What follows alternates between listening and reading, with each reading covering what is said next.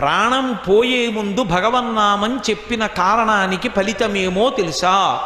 భగవన్నామము యొక్క వైభవం ఏమిటో, ఆయన్ని పిలవడం అంటే ఏమిటో, ఆయన్ని పిలిచినప్పుడు ఆయన ఎంత త్వరతో వస్తాడో, కోటి జన్మల నుండి తను చేసినటువంటి పాపాలు ఏ ఉన్నాయో, ఇంతకన్నా ముందు జన్మల నుంచి ఉన్నటువంటి పాపాలు ఏ ఉన్నాయో, ఆ పాపాల రాశి అంతా కూడా ప్రాణోత్క్రమణంలో నారాయణ అన్నాడు కాబట్టి కాలిపోయాయి.